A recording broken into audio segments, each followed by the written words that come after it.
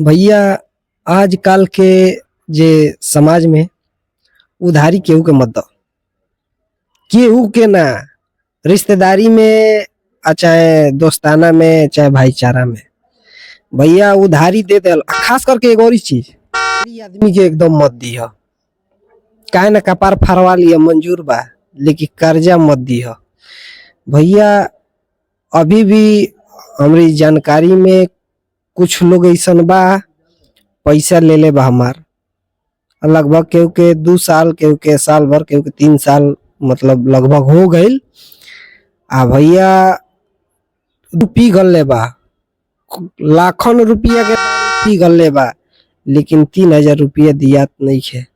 हम बानी गरीब आदमी भैया, 2 पैसा जोड़ के अपन जरूरत के जैसे तैसे पूरा करतनी, लेकिन देवे वाला आदमी समझत नहीं है।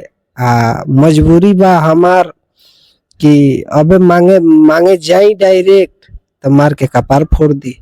3000 रुपये वे 5000 लग जाए दवाई करावे में, लेकिन चलो कोनो बात ना, सबर कैले बनी, भगवान हो देखता न, आज नहीं काल का पता ओकर बगली में से 10 रुपया गिर जाओ हम पा जाई, ओकरो नहीं पता चली, हमरो फायदा हो जाई। लेकिन मिली एक दिन नौकरी बगली में से पैसा गिरी, भगवाने गिरई हो, चाहे कैंची से काटस चाहे पति से काटस, और पैसा हमरे मिली। ये बात याद रख लिया।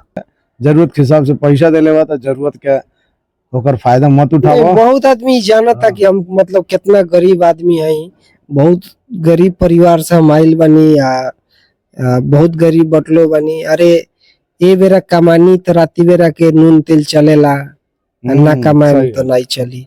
भाई लोग वीडियो से मत जज करो कि हमने के बड़ा ही वीडियो बनाने वाला परिवार से बनी भैया, जॉन लाइफ में होला हुआ चीज पैसा हमार दे तो लो बस उतने, और कुछ नहीं, भले लाइक करो तो चाहे ना करो तो चली, लेकिन पैसा दे दे बोलो तो कुछ हमारे पेटवा तो चल जाई भाई। सही बात। वीडियो भले चले तो ना चले तो पेटवा चले, बस उतने काफी बा जिंदगी जिए खातिर।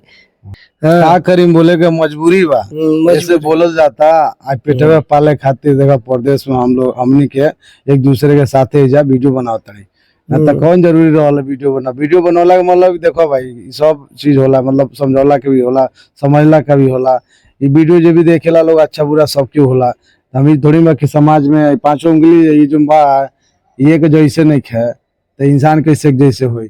तो सिर्फ बोलो, देखो जुबान से कोनो बात अगर बोलत मगर कोनो इंसान के प्रति अपने अंदर घृणा मत रखो, भावना ऐसा मत रखो, है ना, घमंड मत पालो कौन इंसान के प्रति। भलो के कड़वा बोल दो, कुछ बोल दो, गरिया दो, एक थप्पड़ा मार दो, वो ठीक बा, मगर ओकर जान मत लो, ओकर साथे ऐसा मत करो कुछ की हिंसा मत रखो। हिंसा रखबो तो हिंसा के घड़ा में खुद ही जाइबो, है ना भाई। केहू के चलती चलेला ना भैया तो 5 से 10 साल, उससे ज्यादा नहीं। कहाँ बा जिंदगी बात घमंड बा, जब खत्म मर जाइए तुमका घमंड। आयु ये उम्र ये जरूरी थोड़ी बा कि तू बरियार बड़ा तो 30 साल जियबो, 80 साल जियबो, ऐसा कुछ नहीं है कि लिखे वाला ये सब ऊपर वाले के करिश्मा रहला। अगर तनी ठीक कैले बड़ा, अच्छा कैले बड़ा तो टाइम पे ही तक विदाई मिल जाई। बस अपना जहाँ तोहरा से आयल बड़ा वैसे जाइब, दबा के एकदम मन लगा के, आ बाकी लोग तो पहुँचाई अपन मन लगा के, है ना। रोला गौले से तो का हुई, वो वापिस थोड़ी ना है, मगर जो कह के गईल बड़ा ऊपर तो हमेशा गरियाई। ये तो दिमाग में रख लियो भाई लोग। बाकी आज के ब्लॉग जो भाई यही समाप्त कैला, फिर मिलल जाइए एगो नया ब्लॉग के साथ। आज के ब्लॉग यही समाप्त करता नहीं। जय हिंद, जय भारत।